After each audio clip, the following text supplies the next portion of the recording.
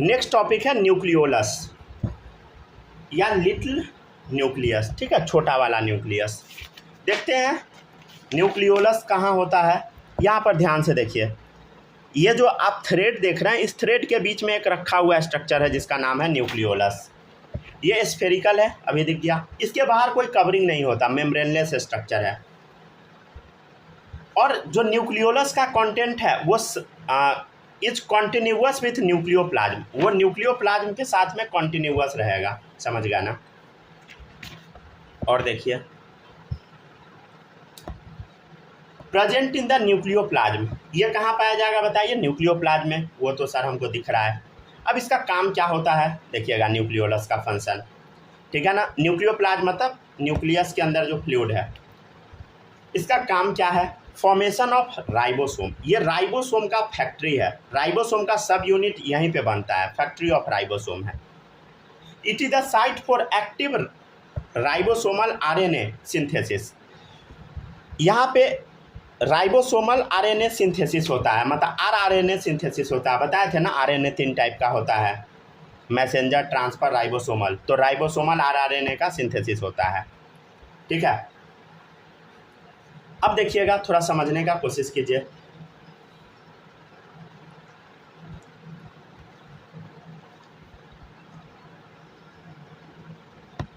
जैसे देखिएगा, न्यूक्लियोलस में जो आरएनए होता है उसका सब यूनिट कैसा होता है समझिएगा, 28S, 5.8S, 18S आरएनए, और न्यूक्लियोप्लाज्म में 5S आरएनए होता है। ये आपको याद रख लेना है, ठीक है ना।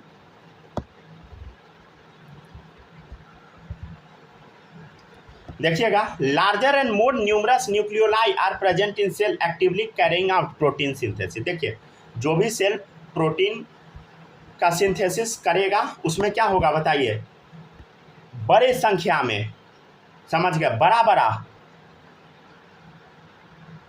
क्या मिलेगा बताइए आपको, न्यूक्लियोलस मिलेगा, ठीक है ना।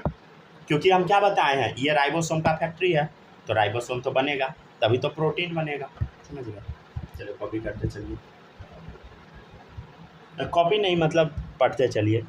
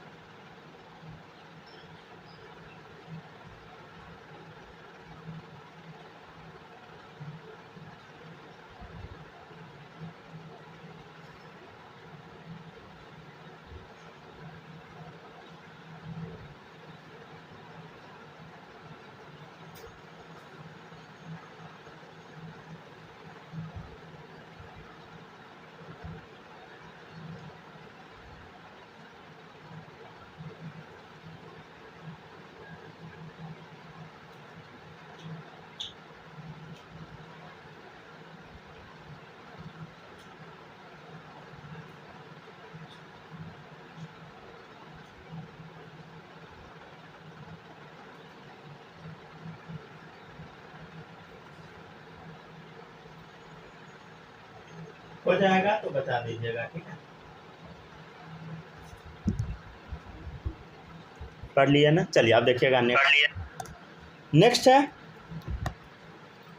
आपके सामने एक क्रोमोसोम का स्ट्रक्चर है, ठीक है। देखिएगा इसमें क्या क्या होता है, सावधानी से देखिए। ये क्रोमोसोम का स्ट्रक्चर है, इसके बीच में एक सेंटर है, इसको हम बोलते हैं सेंट्रोमियर या प्राइमरी कॉन्स्ट्रिक्शन। कॉन्स्ट्रिक्शन मतलब गांठ टाइप का, तो दिखा। इसके ऊपर में भी एक गांठ टाइप का है, इसको हम बोलते हैं सेकेंडरी कॉन्स्ट्रिक्शन या नॉर रीजन। नॉर मतलब होता है न्यूक्लियोलर ऑर्गेनाइजर रीजन, मतलब यहीं पे न्यूक्लियोलस जो होता है ना, यहीं पे ऑर्गेनाइज होता है, ये जो डॉट हम बनाए हुए हैं। और ऊपर में एक सैटेलाइट होता है, समझ गए, समझ गया ना। देखिएगा, nucleolus is usually attach to chromatin. Nucleolus chromatin से अटैच रहता है, पीछे वाले फोटो में हम बताए थे, या chromosome at specific site called nucleolar organiser region. ये क्रोमोसोम में कहाँ पे अटैच है बताइए, न्यूक्लियोलर ऑर्गेनाइजर रीजन में, जिसको हम नॉर वाला रीजन बोलते हैं, या सेकेंडरी कॉन्स्ट्रिक्शन वहीं पे होता है। ये जो रेड कलर का आप देख रहे हैं वही है सेकेंडरी कॉन्स्ट्रिक्शन या नॉर, मतलब न्यूक्लियोलर ऑर्गेनाइजर रीजन, यही है, समझ गए ना। पढ़िए इसको।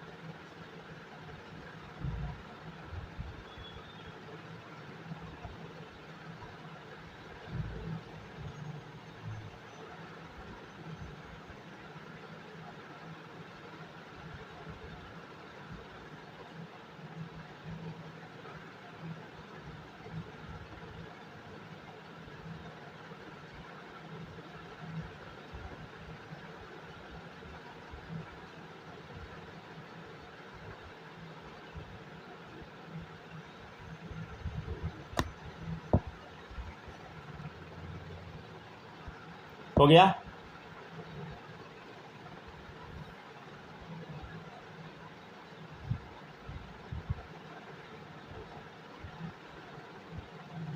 डन। चलिए अब देखिएगा नेक्स्ट है, एक सेकंड रुकिएगा तो, हाँ अब थोड़ा इसको समझिएगा एक्चुअल में होता क्या है, थोड़ा समझने का कोशिश कीजिए।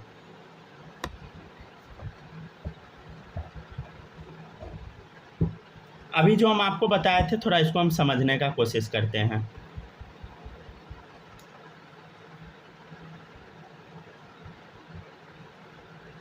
थोड़ा सावधानी से समझिएगा ये फोटो, ठीक है ना, समझ जरूर पाइएगा, समझ गया ना। देखिएगा ये आपके सामने न्यूक्लियस है, इसका आउटर मेम्ब्रेन है, ये इनर मेम्ब्रेन है। कल जो हम बताए थे ये ऑक्टागोनल स्ट्रक्चर होता है, यहाँ देखिए ऑक्टागोनल स्ट्रक्चर। क्या बोले थे, इससे कोई भी चीज़ अंदर आता है बाहर जाता है, तो देखिए अंदर आ रहा है बाहर जा रहा है।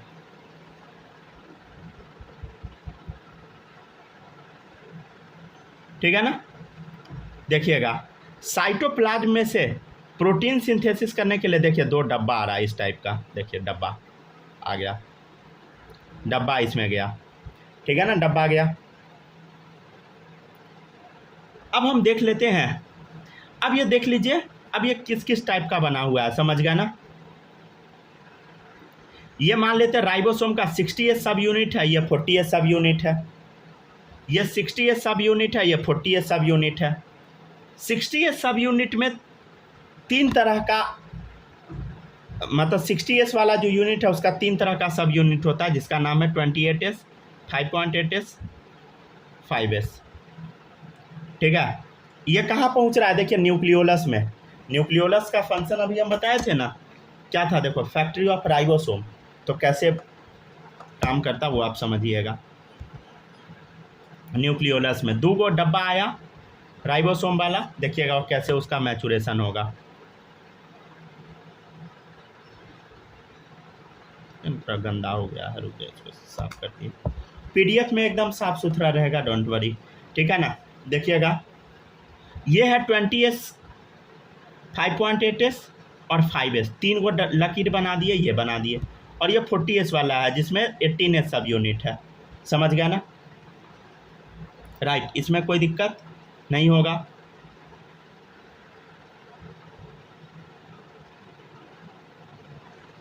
ठीक है, ये वाला तो आप समझ गए। और न्यूक्लियोलस में क्या क्या होता है देखिएगा, इधर 28S, 18S, 5.8S RNA होता है। अब क्या होगा, ये दोनों बाहर निकलेगा, ये दोनों 60S और 40S वाला बाहर निकलेगा, ठीक है। अब ये दोनों बाहर निकला, 60S वाला 40S वाला। अब ये मैग्नीशियम आयन से दोनों को जोड़ दिया जाएगा। कितना कंसंट्रेशन पे याद है, राइबोसोम जब पढ़ा रहे थे तो बताए थे 0.001 मोलर, उस कंसंट्रेशन पे दोनों यूनिट को जोड़ दिया जाएगा, समझ गए, हो गया खत्म। तो राइबोसोम में क्या क्या बताइए, RNA होता है और प्रोटीन होता है। ये सब ना हल्का थोड़ा बहुत ना आप कंफ्यूज भी हो सकते हैं, मॉलिक्यूलर बेसिस जब पढ़िएगा ना सब क्लियर हो जाएगा अपने आप, ठीक है ना। तो न्यूक्लियस में DNA होता है, DNA ट्रांसक्रिप्शन करता है तो mRNA बना दिया, mRNA साइटोप्लाज्म में ट्रांसलेशन करके प्रोटीन बनाता है। फिर से सुनिए, DNA में ट्रांसक्रिप्शन होता है तो RNA बनता है, ठीक है, DNA से RNA बनना ट्रांसक्रिप्शन बताए थे, और साइटोप्लाज्म में प्रोटीन का ट्रांसलेशन होता है, समझ गया ना।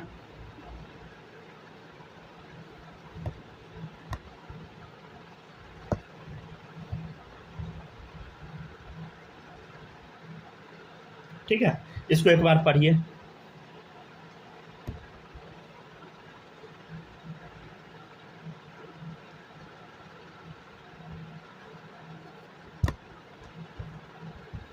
अगर थोड़ा बहुत दिक्कत होगा तो घबराना नहीं है और धीरे धीरे सीख जाइएगा, समझ गया ना।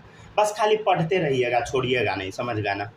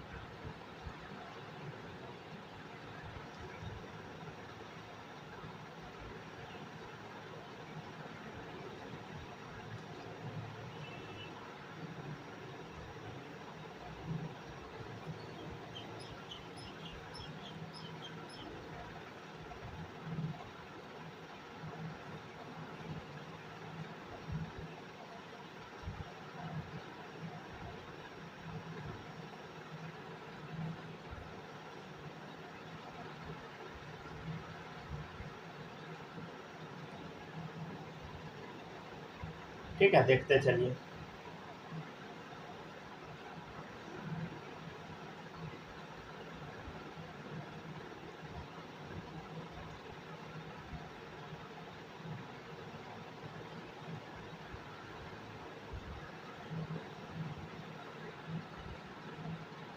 फिर से समझिए, देखिए ये 2 डब्बा आया प्रोटीन सिंथेसिस करने के लिए, 2 डब्बा आया प्रोटीन सिंथेसिस के लिए, ऑक्टागोनल स्ट्रक्चर के थ्रू गया।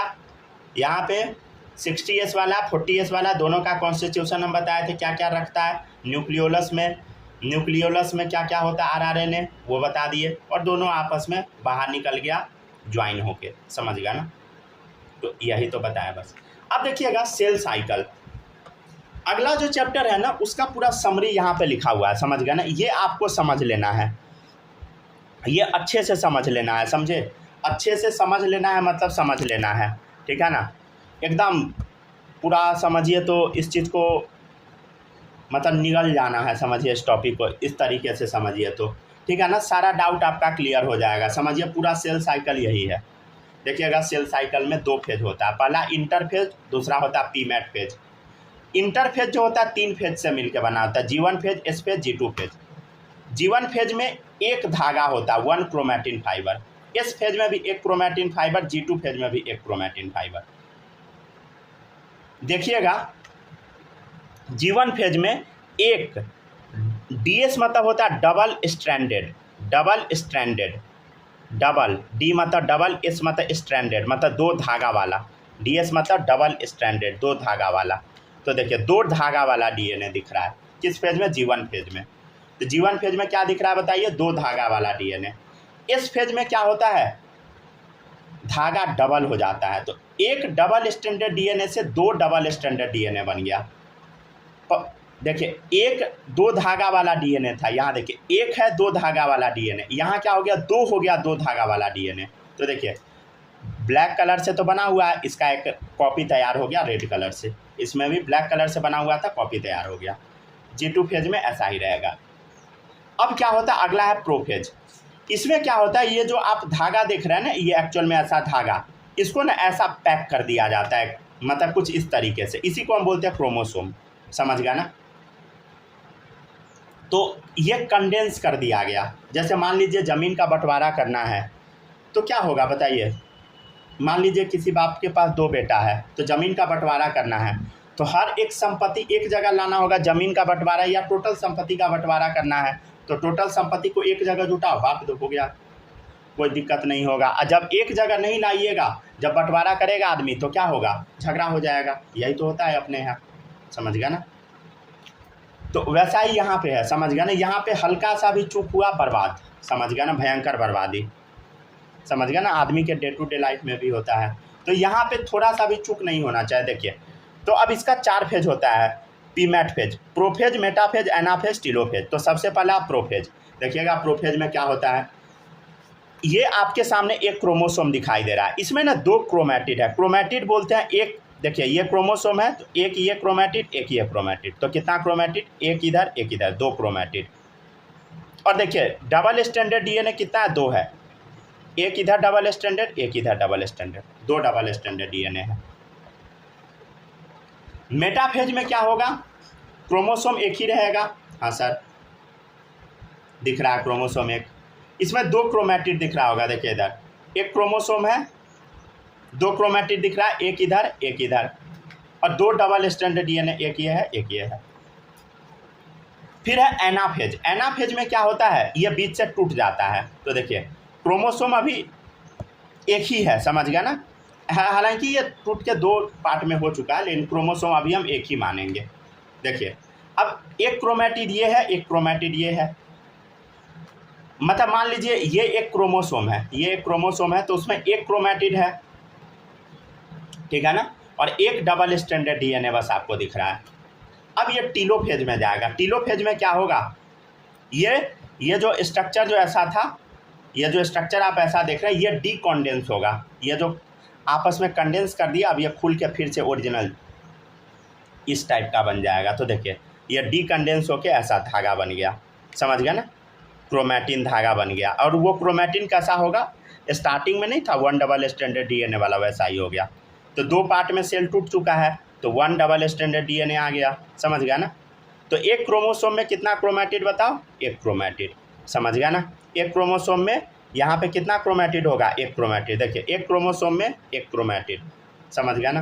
हालांकि क्रोमैटिड इसमें होता नहीं, ख़त्म हो जाता है इसके बाद। समझ गया ना। तो 1 डीएनए है बस, और कैसा है, डबल स्ट्रैंडेड। देखिए 1 डीएनए डबल स्ट्रैंडेड, ठीक है। समझ गया ना। तो एक चीज़ और सुनिएगा, एक जो क्रोमैटिड होता है ना, क्रोमैटिड जो यहाँ लिखा हुआ है, ये क्रोमैटिड, ये क्रोमैटिड। तो क्रोमैटिड 2 चीज़ से मिलकर बना होता है। एक डबल स्ट्रैंडेड डीएनए होता है और उसको बांधने वाला एक प्रोटीन होता है जिसका नाम है हिस्टोन प्रोटीन। कैसे बांधता है, मॉलिक्यूलर में पढ़िएगा, ठीक है। यहाँ पे थोड़ा बहुत आरएनए भी होता है, नॉन हिस्टोन प्रोटीन भी होता है, ठीक है। आपसे कुछ क्वेश्चन पूछा जाएगा, डीएनए डुप्लीकेशन मतलब डीएनए डबल कब हुआ, देखो ध्यान से। यहाँ 1 डबल स्ट्रैंडेड डीएनए से 2 डबल स्ट्रैंडेड डीएनए हुआ इस फेज में, तो इस फेज आंसर गया। क्रोमोसोम कब डबल हुआ, देख क्रोमोसोम 1 से डबल हुआ इस फेज में। डीएनए कब डबल हुआ, डीएनए डुप्लीकेट डबल इस फेज में। क्रोमोसोम नंबर डबल कब हुआ, अरे इस फेज नहीं बोल देना। देखिए क्रोमोसोम नंबर डबल, देखिए इधर, यहाँ एक क्रोमोसोम यहाँ दिख रहा है ना, यहाँ देखिए एनाफेज में एक क्रोमोसोम ये है, एक ये है, तो 2 वो क्रोमोसोम बन गया। समझ गया ना। तो क्रोमोसोम नंबर डबल हुआ एनाफेज में। हालांकि लिखा 1 ही क्रोमोसोम जाता है, लेकिन एक्चुअल में 2 क्रोमोसोम आपको दिख रहा है, एक इधर एक इधर। तो क्रोमोसोम नंबर डबल एनाफेज में हुआ। तो ये बेसिक कन्फ्यूजिंग क्वेश्चन सब रहता है, ठीक है ना। रुक जाइए, इसका स्क्रीनशॉट देते हैं अच्छा वाला। पढ़िए तो इसको।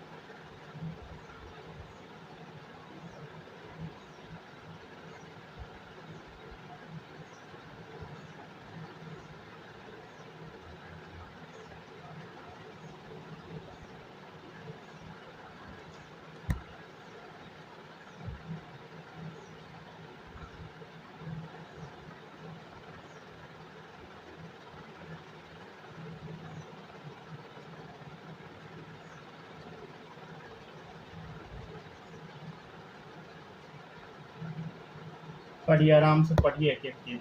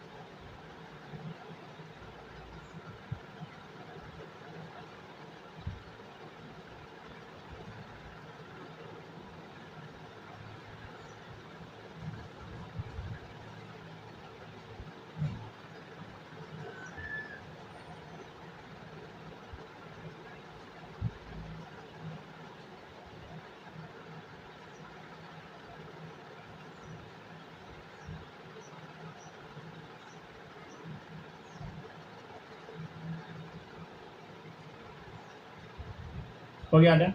चलिए अब देखिएगा नेक्स्ट।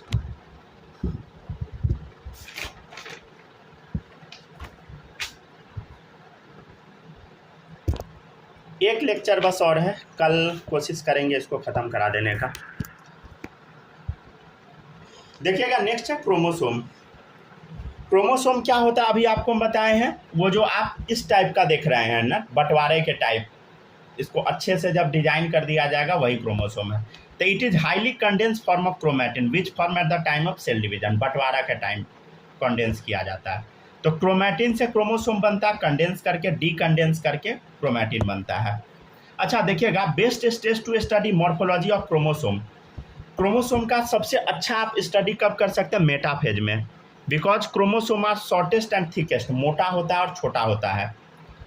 और best stage to study shape of chromosome anaphase, anaphase में शेप आप पढ़ सकते हैं, ये आपको याद रखना है, ठीक है ना। देखिएगा क्रोमोसोम भी शेप का हो सकता है, एल शेप का हो सकता है, जे शेप का हो सकता है, आई शेप का हो सकता है, ठीक है ना। ये सब एक क्रोमैटिड है, समझ गए ना, क्रोमोसोम का एक क्रोमैटिड है, एनाफेज का हम बता रहे हैं। तो एनाफेज में जो ये आप देख रहे हैं ना, एनाफेज में ये वाला, तो ये वाला कैसा कैसा, मान लीजिए ये यहाँ बीच में जो आप देख रहे हैं पॉइंट, जो आप देख रहे हैं जिसको हम क्या बोलते थे, बोलो अभी बताए हैं ना, सेंट्रोमियर, ठीक है ना। तो देखो बीच का जो सेंट्रोमियर है, यहाँ से आप इसको जब मोड़ दीजिएगा तो क्या बन जाएगा, देखो कुछ इस टाइप का, ठीक है ना। इसको जब मोड़ दीजिएगा तो कुछ जे जैसा बन सकता है, एल जैसा बना सकते हैं, मतलब जे टाइप, एल टाइप, वी जैसा, आई जैसा, समझ गए ना। एक चीज़ और देखिएगा, पहले यहाँ तक पढ़िए तब आगे।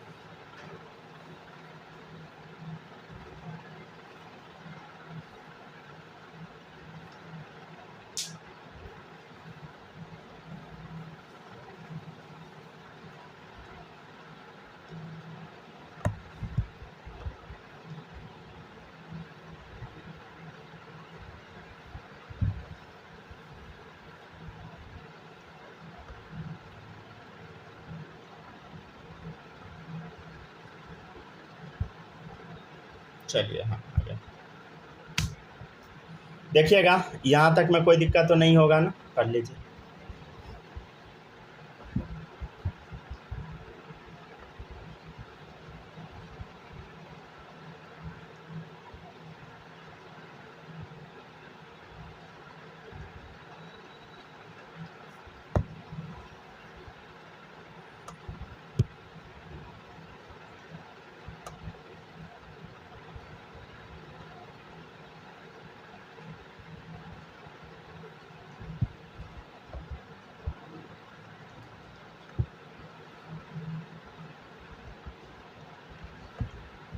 ठीक है, पढ़ लीजिएगा तो बता दीजिएगा, हो गया डन। अब देखिएगा, अब नेक्स्ट है सेकेंडरी कॉन्स्ट्रक्शन तक है ना मेंशन, हाँ। देखिएगा नेक्स्ट है, आदमी का जो एक single human cell has approximately 2 metre long thread of DNA distribute among its 46 या 23 पेयर क्रोमोसोम। देखिए हम लोग के पास 23 पेयर क्रोमोसोम है, 46 क्रोमोसोम, और हम लोग का जो डीएनए होता है ना 2 मीटर लंबा होता है, मतलब डीएनए कितना मीटर लंबा होता है बता, 2 मीटर लंबा। तो ये single human cell has approximately 2 metre long thread of DNA. DNA का हम लोग का जो थ्रेड होता है ना 2 मीटर लंबा है, और एग्जैक्ट बोलिएगा तो 2.2 मीटर लंबा। देखिए जैसे 1 2 3 4 5 46 क्रोमोसोम है ना, तो उसमें ना 2.2 मीटर डीएनए फिट होता है। तो single human cell has approximately 2 metre long thread of DNA distributed among its 46 chromosome. तो 46 क्रोमोसोम में 2.2 मीटर डीएनए फिट होता है। मतलब आप समझ रहे, एक सेल जिसको आप देख नहीं सकते उसके अंदर में 2.2 मीटर लंबा डीएनए है। नेक्स्ट आप देखिए क्रोमोसोम का स्ट्रक्चर कैसा होता है, देखिएगा थोड़ा समझिएगा, थोड़ा बहुत तो बता ही हुए थे लेकिन फिर से बताते हैं। देखिएगा ये है सेटेलाइट, ये क्या है बताइए, सेटेलाइट, ठीक है ना, ये है ऊपर में सेटेलाइट, और सेटेलाइट के ऊपर में होता है टीलोमियर। टीलोमियर का काम क्या होता है हम बताएंगे थोड़ी देर में। और यहाँ पे क्या था बताइए, सेकेंडरी कॉन्स्ट्रिक्शन, या इसी को नॉर बोलते थे, न्यूक्लियोलर ऑर्गेनाइजर रीजन, ठीक है। अब ये देखिए ये दोनों जो आप देख रहे हैं इसको हम आर्म बोलते हैं, क्या बोलते हैं बता, आर्म, बाजू, एक ये आर्म है एक इधर आर्म है, ठीक है। ये है सेंट्रोमियर, या इसी को क्या बोला जाता है, प्राइमरी कॉन्स्ट्रिक्शन, या इसी को बोला जाता है एसेंशियल पार्ट ऑफ क्रोमोसोम है, ये सबसे मेन है भाई। डिसाइड शेप ऑफ क्रोमोसोम, ये क्रोमोसोम का शेप डिसाइड करता है, ये अगर ऐसा हो जाएगा तो भी टाइप बन जाएगा, एल बना सकता है, जे बना सकता है, आई बना सकता है, समझ गया ना, भी बना देगा, एल बना देगा, समझ गया ना।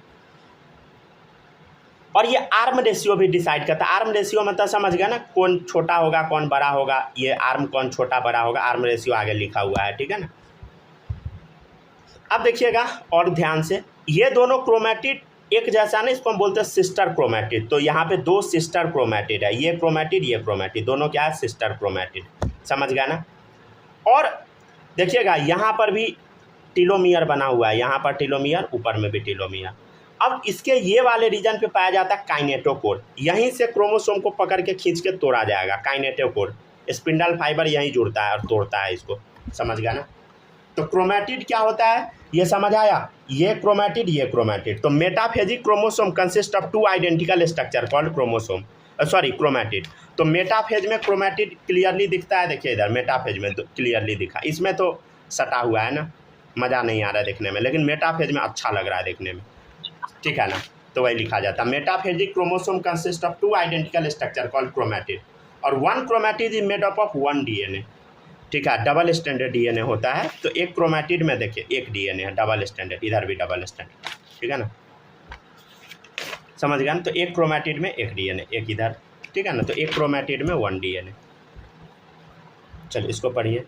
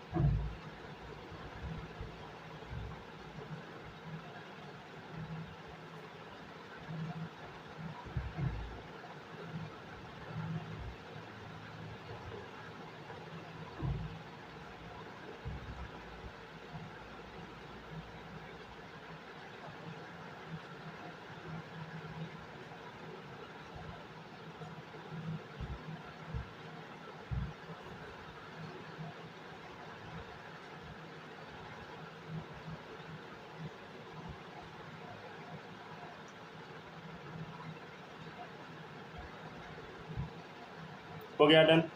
अब देखिएगा, अब नेक्स्ट है प्राइमरी कॉन्स्ट्रिक्शन या सेंट्रोमियर, इसका नाम है प्राइमरी कॉन्स्ट्रिक्शन, ये वाला सेंट्रोमियर, ये सबसे मेन है। तो every chromosome is essentially has a primary constriction या centromere. On the site of centromere proteinaceous disc shape structural kinetochore are present. देखिए यहाँ पे काइनेटोकोर है, काइनेटोकोर से ये स्पिंडल फाइबर जुड़ेगा at the site of attachment of spindle fibre, और उसको तोड़ेगा। नेक्स्ट है सेकेंडरी कॉन्स्ट्रिक्शन, कहाँ होता है बता, ऊपर में सेकेंडरी कॉन्स्ट्रिक्शन बोले थे ना, आगे लिखा हुआ है, तो ये है सेकेंडरी कॉन्स्ट्रिक्शन। देखिएगा additional constriction found on few chromosome called secondary constriction. Secondary constriction is also known as nod nucleolar organiser region. ये 13, 14, 15, 21, 22 क्रोमोसोम पे पाया जाता है आदमी में। ये जो आप देख रहे हैं ना सेकेंडरी कॉन्स्ट्रिक्शन, ये हर एक क्रोमोसोम पे नहीं होता है सेकेंडरी कॉन्स्ट्रिक्शन, समझ गया ना। ये किस पे होता है बताइए, 13वां, 14वां, 15, 21, 22 क्रोमोसोम पर। Secondary constriction found in constant location, fix location ऊपर में मिल जाएगा। सेकेंडरी कॉन्स्ट्रिक्शन जो होता है ना, आप उसको पेंट नहीं कर सकते, नॉन स्टेनिंग है, फ्रॉम बेसिक फ्यूसिन। ठीक है। फ्यूजन स्टेन एक होता है जिसको बेसिक फ्यूसिन बोलते हैं, तो उससे इसको आप कलर नहीं कर सकते, ठीक है ना। यहाँ तक पढ़िए।